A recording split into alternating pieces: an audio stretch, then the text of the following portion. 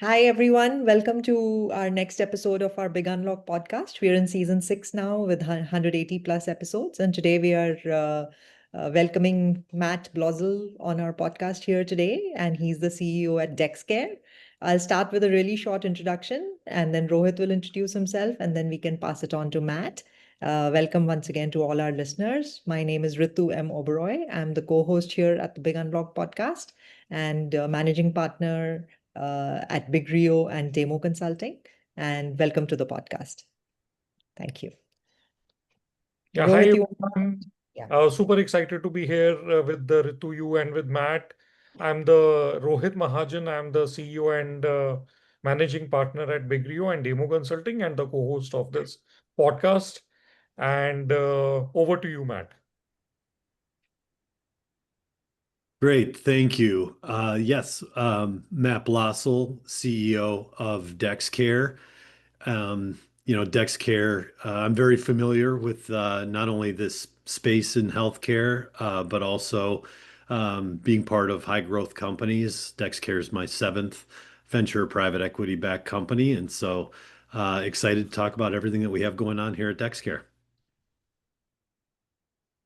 Great. So we'll jump right in, Matt. Our listeners always love an origin story. So we would like to hear, how you got to where you are today. And also very interestingly, like you mentioned, this is your seventh, gig. But I think something that's different here is that, on our intro call, we had mentioned that DexCare had already gone through a very steep curve when you came in. And usually it's the other way around where you're helping the company grow and really get into that phase. So how has it been different for you, this time, and what lessons, have you learned, or what do you think the difference has been? Yeah, it's interesting. When I reflect on my career, I've typically not been the founder of businesses. I've come in usually at some sort of inflection point. And so when you think about DexCare, Mhm. DexCare was actually a unique story in that it was incubated within Providence Health and then spun out, and then had, 3, 4 years of hyper growth. And, the company got to a point that a lot of high growth companies do where they're at an inflection, right? And what I always say is what it takes to get from idea on napkin Mhm.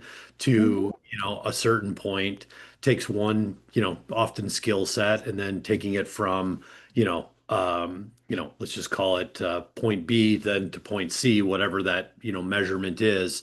A lot of times it takes a different, kind of viewpoint. And so for me, coming into DexCare, it was a very familiar point for me where, well-established business, great clients, has experienced a lot of growth, but the hurdle, if you will, or taking that next step in maturation of the business requires, really looking at things differently. And that's, what I've done here at DexCare, and I've done, actually certainly throughout the last probably 15, 20 years, has really come in and taken a look at a well-established business and figuring out, okay, how do we get it to the next level?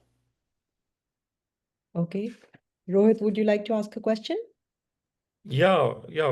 So Matt, this is super interesting.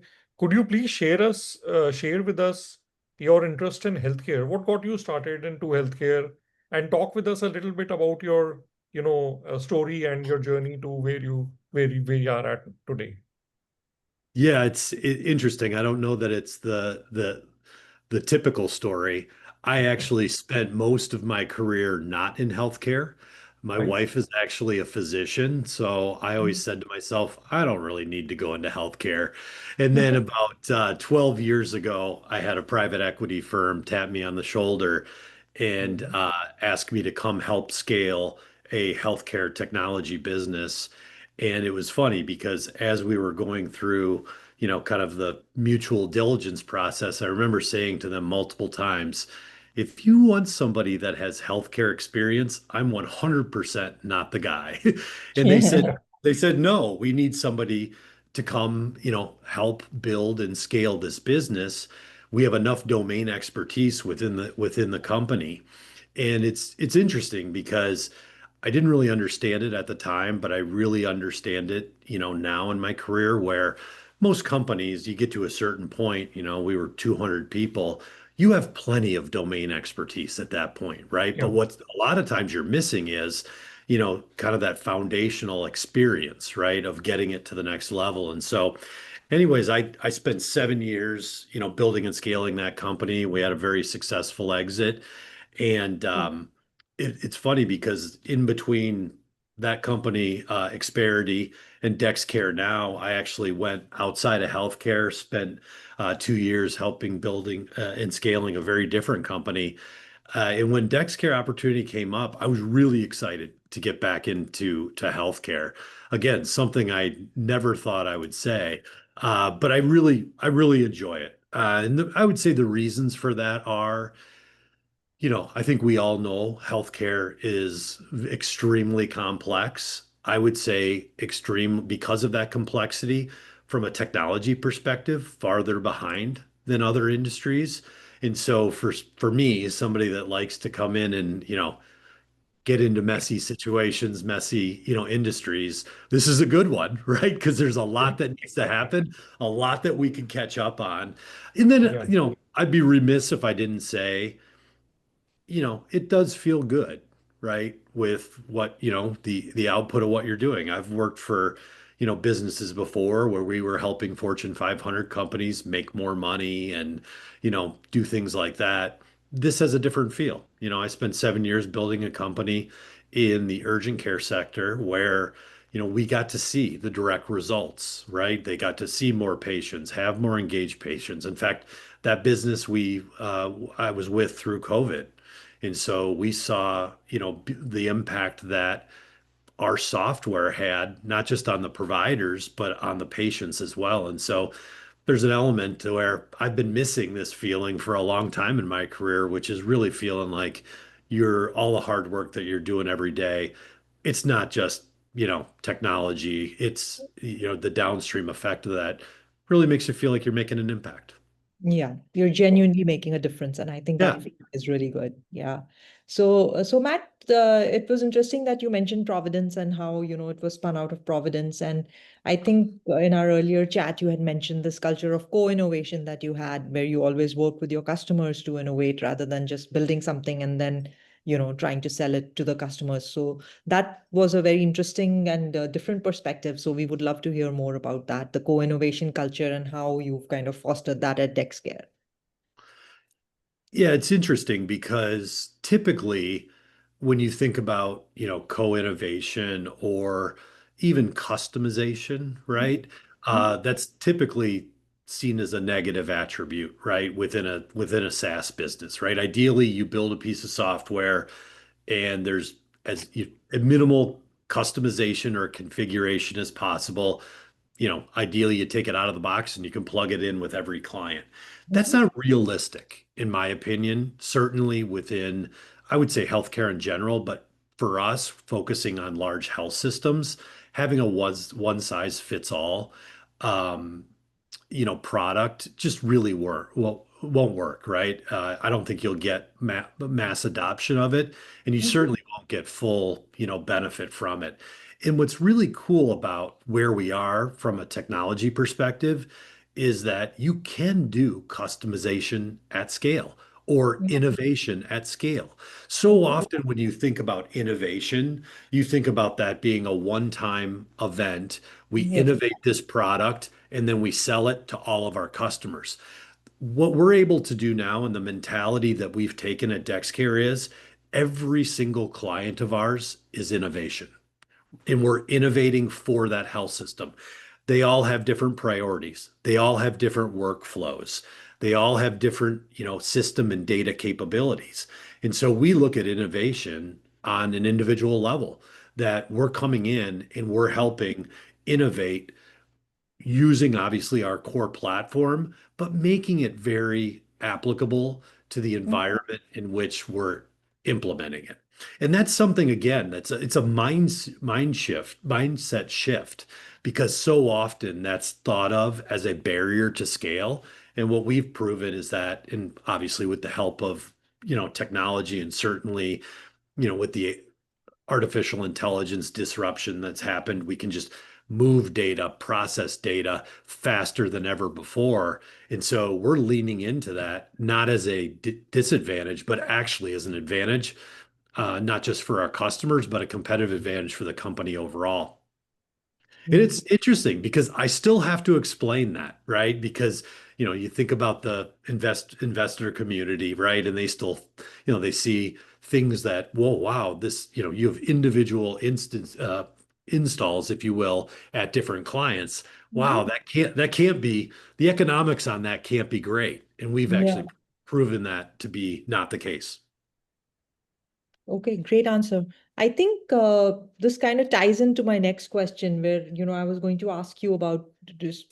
Definitely now with the rapid changes in technology, but even previously, most times, the technology innovation at a company kind of gets bogged down or, doesn't succeed, not because of the inherent technology itself, but more of a cultural issue because people are like resistant to change or they're more, kind of entrenched in their ways of thinking. So it's very interesting where you're saying that you've done this innovation at scale and you actually innovate for every single client. So how do you kind of make sure that that culture permeates the company from ground up and everybody's bought into that vision? Because otherwise, I don't think this could succeed if people are like, holding on to like old ideas or want to do the same thing each time. So yeah. First, I will point out that this is a journey, right? I would never suggest that we're at the end point of that. It's a Yeah. never-ending journey. Yeah. But yes, it comes down to the people and Mhm. the leadership. Yeah. And that was something, here at DexCare that, it's interesting because at DexCare, we came out of Providence and took on the second largest health system in the country, Kaiser Permanente. And Okay. so to a certain degree, the early years of the company were really just, how do we stay pace with our existing customers because they're so large, so complex that I want to, innovation was pushed to the side because we didn't have to, right? We had a really great core product that solved a very uh, palpable, if you will, problem within health systems. And so we didn't need to necessarily innovate at that point, right? It was how do we get basically take this product to market at a mass scale. And so, when you get to the point of that, like I mentioned, we're at an inflection point where we have a great foundation of the business. Now, how do we build upon that? That's a culture shift, right? And I think, there's been a lot of things that I've tried to bring to DexCare to do that. One, I think it comes down to leadership. Mhm. Fundamentally, I tell the team all the time, I want us to fail more. And a lot of times that's a head scratching leadership, Yeah. message, but it's true. And that if we're not failing, that means we're not pushing the envelope. Now, Mhm. you got to fail in a controlled way. And as long as we're taking a really intentional, data-driven approach to the bets that we make, not every bet's going to work out. And so creating an environment where that is acceptable, that sounds very easy, and it sounds like you could just say that once, but how you show up every day and even take the little failures that happen Yeah. and really start to celebrate those starts Mhm. to make people realize that that's actually progress. Because and we all know, right? You learn more from your failures than you do your successes. And so Absolutely. when I advise companies, I always encourage them to really be intentional about how they create that culture of Mhm. learning, and part of learning is failing. Because I find that a lot of times, the CEO or the leadership team will say, "Oh yeah, yeah, yeah, we support that." Well, do you really? And how do you show up every day in that? So to me, it starts with a leadership discipline. The other thing that's been important at DexCare is we've had to fill a number of experience gaps. And Mhm. what I mean by that is so often we hire people for today, for our immediate need, because we have a role that needs to be filled. We have, capacity that we need to go fill. In reality, I find that a lot of times I look for, especially in key positions, filling experience gaps, which means I need to hire somebody who knows where we need to be in 2 or 3 years. They've seen it. They've been through the cycles because at that point they understand, right, what innovation really looks like, what failure looks like. And so for me, filling some experience gaps and getting people in there that have been through the cycles is really important. In a high growth company, unfortunately, we just don't have the time advantage for everyone to kind of experience this for the first time, overused term, but like learn on the job. I need people that have been there and done it successfully. They've also seen when it's not successful. And I find if you can get those people in, you can start to push the innovation envelope because they provide perspective to the rest of the team. And that's really, really important in order to create an innovation culture. So those are the two things that really come to mind is just a leadership mentality and then also getting key people in there that have done it before. So That's great definitely, points. yeah, Yeah, go ahead, Rohit. yeah, that's definitely a recipe for success. No doubt about it. Yeah.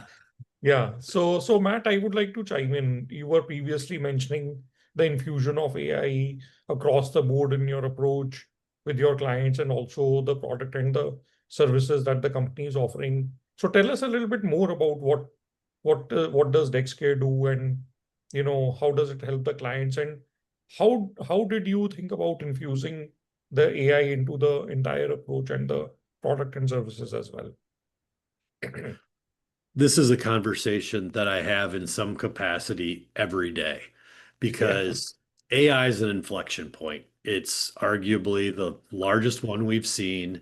It's the one that's evolving at the most rapid pace that we've ever seen. So before I talk about DexCare, I'll talk about just health systems in general because it's very interesting to me to keep that in perspective because we're all, you can't pick up the paper, any day and not see the gold rush of companies that are doing AI this, AI that. And what's interesting to me, especially within healthcare, is first, it is there's still a lot of apprehension around AI.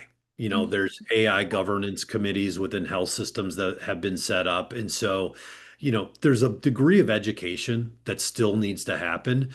While we can do these things, AI enables us to do things that we've never done before. It's going to take a little bit of time to get uh, health systems and healthcare in general comfortable with the risk associated with it.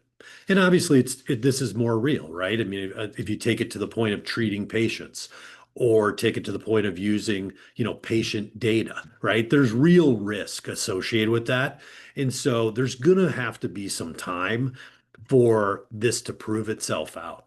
And so while technology is ready to go today, the adoption of that is going in mass is going to take a little bit of time. So I feel like health systems, healthcare providers are still trying to get their arms around what it means to their business.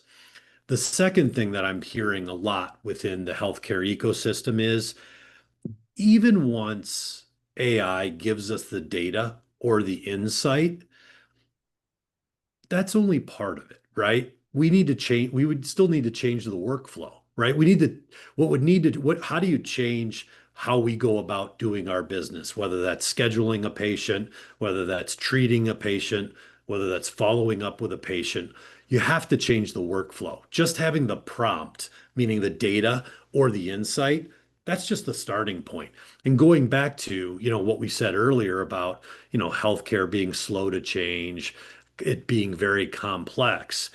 AI can deliver a lot of great things, but we really need to partner with our clients to help them understand, okay, now that you have this data or intelligence, here's what you need to do differently. That takes time. That is complicated. And so there needs to be some level of empathy to going beyond what just the technology can provide. So I think those are two really important, kind of elements when you think about where is AI within healthcare today. So how does that transfer to DexCare? To us, I don't look at AI as a project that's off to the side, right? It's quickly becoming standard infrastructure, right? It's like a new coding language, right? It's not, something that's off to the side. So for us, is interesting because the tendency is to go and chase the next new thing that you can go do now that you have this capability. And where we started at DexCare was, wait, how do we just do what we do better?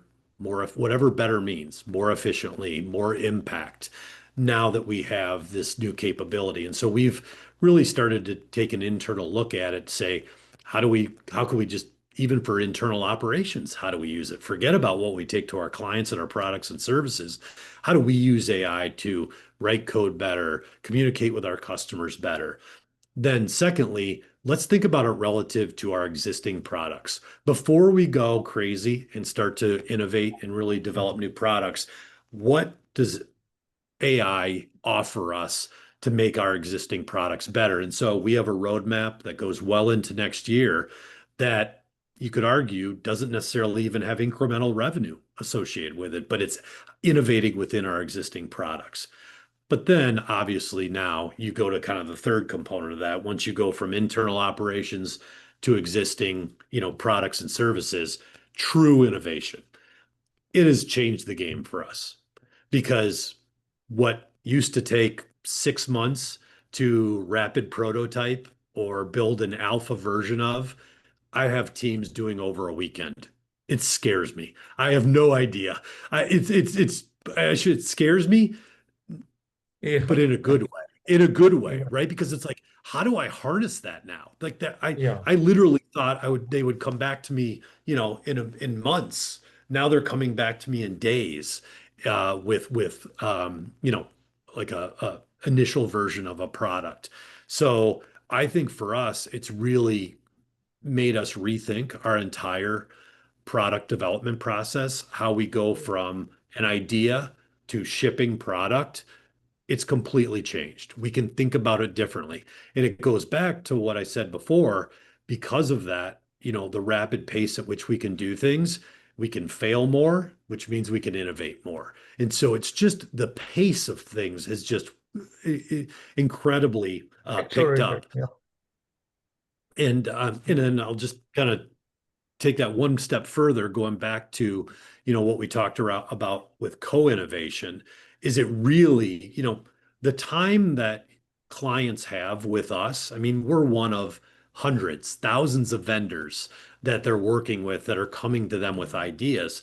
And so it's always been a struggle, right? To really get the mind space with clients to even think about co-innovation. Well, now, because we can take ideas, prove them out or disprove them relatively quickly, it really unlocks, the opportunity working with clients to really go sit with them, understand what are their challenges, what are their opportunities in a 1 hour meeting, and come back and you could have a prototype solution for them that, within, weeks. And it's just taken the time frame on which we can do things and just rapidly condensed it. Yeah. Great That's the amazing observations. part. Yeah. Yeah, that's what we're hearing across from all clients. So both kinds of projects where you're improving things and then at the same time also thinking completely out of the box for brand new solutions like with voice agents or, agentic AI. Yeah. Those are the Yeah. two things that we've been hearing a lot from our customers. So, yeah. The other thing that a lens in which we're looking at this at DexCare, and I see this, looking at, other companies out there, is I've been using the word focus a Mhm, lot with our teams. mhm. We have what we call the three F's within DexCare: focus, fearless, and fast. And Okay. Nice. the focus is really important because AI enables you to become massively unfocused very, Yeah. very quickly, right? Mhm. And so for us, there is enough opportunity staying within the lane that we live in, which for us, you can choose what you want to call it, care orchestration, right? How do we how do we match a patient with the right provider and deal with all the complexity on both sides of that transaction? there is so much that we can do to innovate within that space that it's very easy for us to take, certainly with AI and start to go outside of that lane very, very quickly. And so what we're really trying to do is stay focused at DexCare to say, let's just really take that care orchestration to a level that we and our clients in the industry never thought was possible because we have technology that enables us to do that. That's easier said than done because a client can very easily kind of ask us to do something that's slightly adjacent to our lane. Mm-hmm. And it's hard to say no, right? To opportunities like that. But it's been a discipline that has really benefited us. And like I said, I've, talked to other companies within the industry, and they're doing this, they're doing that. And at the end of the day, it's a lot of different businesses almost sitting under one roof of a company. And for us, we really want to just revolutionize what care orchestration means within health systems and don't really have a desire at this point to get really out of that lane. And so focus is really, really important. And this is where AI can actually be your worst enemy, right? Because Yeah. you could become very unfocused quickly. It wouldn't Mhm. cost you a lot of money. And so that's kind of an interesting angle on which we're trying to think about it at DexCare is just keep our focus on our core mission, on our core value prop, and use now that this technology disruption to our advantage, not as a distraction. Great. So, Matt, you also spoke a little, about the trilemma in today's world. So that I thought was a very interesting term, and I think our listeners would like to hear more about that. So if you can tell us a little more about the trilemma, that would be really interesting. Thank you. Yeah, the trilemma, is a phrase that we coined, within DexCare, Mhm. which really, describes the environment in which we live in when you think about just where we are from a macroeconomic perspective, obviously, administrative perspective. Mhm. Um, so for us, the trilemma is more patients, right? Mhm. The stat that we always use is that you've got 11,000 people that are entering the Medicare Medicaid market every day, right? Wow. Uh, but at the same time we have fewer doctors, right? Mhm. When you look at the trend in the next decade, how many providers will be leaving practice, it's astounding. And then the third being is thinner margins, right? And so you've got more patients, fewer doctors, and less money. That's the Mm. trilemma. And so going back to, take care orchestration as a how I describe the lane in which we play. The trilemma is the Mhm. problem we're trying to solve, that or opportunity, if you will, that we're addressing for our health systems is that trilemma. How do we help them, get the right patient to the right provider, knowing that more and more patients are coming, Mhm. expectations on how they interact are changing. At the same time, fewer doctors. And so I would say this out of the trilemma is probably the most complex area, which Mhm. is, not only is there fewer doctors, but you have unused capacity. So that's an interesting challenge is that you need more doctors, yet you Yeah. have unused capacity. And that's just because of the complexity in health systems where the data lives, how the workflows are set up or decision trees. And so you feel like you have fewer doctors are coming, and you're not even using the That. provider base that you have to the Mhm. fullest extent. So that's an interesting area. And then obviously the less money, every client I talk to, right?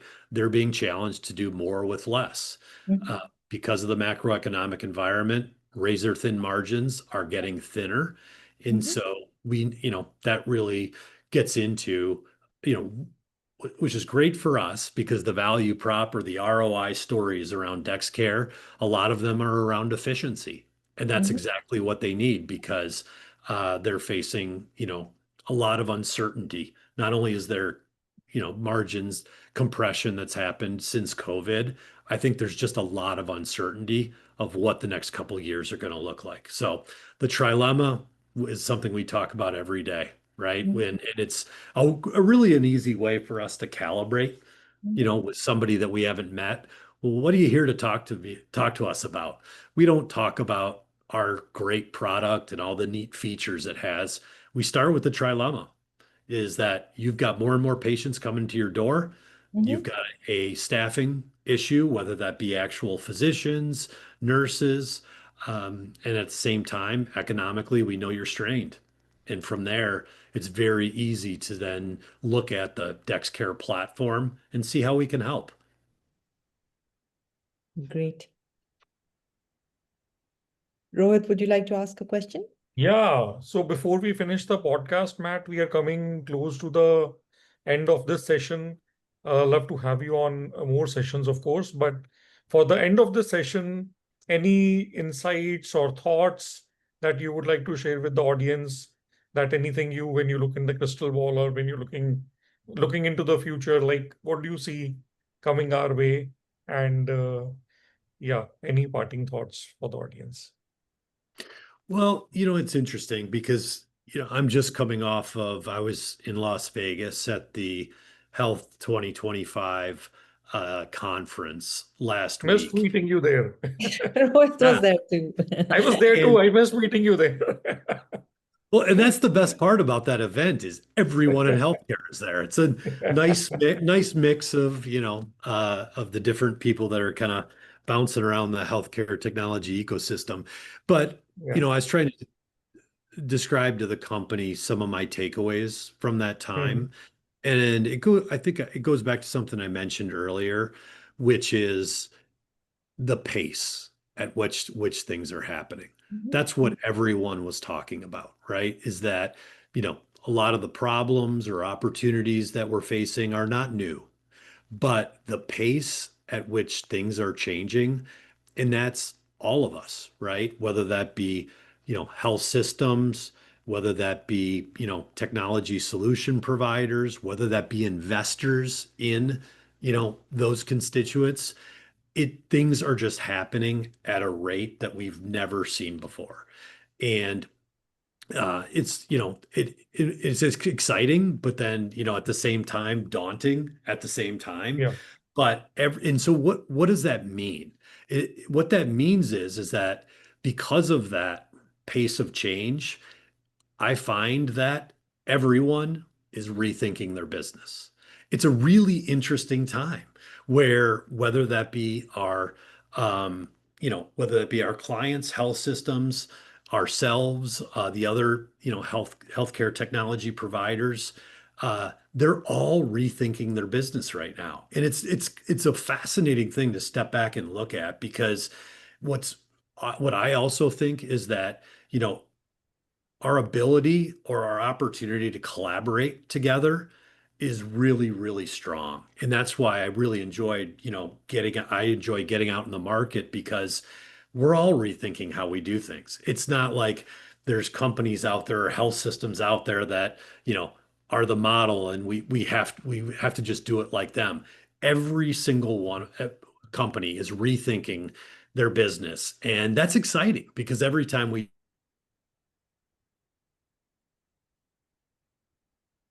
see So I think we might have. Sorry, No. Matt, we lost you there for a quick second. oh, what I was saying is that, everyone is reinventing themselves right now. Yeah. And what's super exciting about that is the opportunity that we have to come together and collaborate. And that's why for us, the co-innovation really works because, health systems are rethinking their business and everyone is. And so I just think between the rate of change that's happening, the trilemma that we talked about, it's just an exciting time to be doing what we're doing. And I think you're going to see evolution in healthcare in the next 2 to 3 years that we haven't seen in a decade or decades. But what I really encourage everyone to do is lean into collaboration, because I think our ability to share best practices, there's enough opportunity. Like I think about, competitors, there's enough opportunity out there for us that we need to be doing this together. We need to lock arms and figure out as an industry, how do we make care easier to get and deliver it better. And so it's an exciting time to be in healthcare. And so I go back to what I said earlier. I never thought I'd be in healthcare, but I feel very fortunate right now because it is an exciting time because of everything that's going on in the industry. Amazing, amazing. Thank you, Matt, for sharing those Yeah, insights. Rethinking Thank you, Matt. businesses. Yeah, rethinking absolutely. your business is what we should leave our audience with. Yeah. And don't feel bad because we're all And doing collaborate. it. Exactly. Great. Well, I appreciate the time. Thank you. Yeah. Thank you, Thank Matt. you, Matt.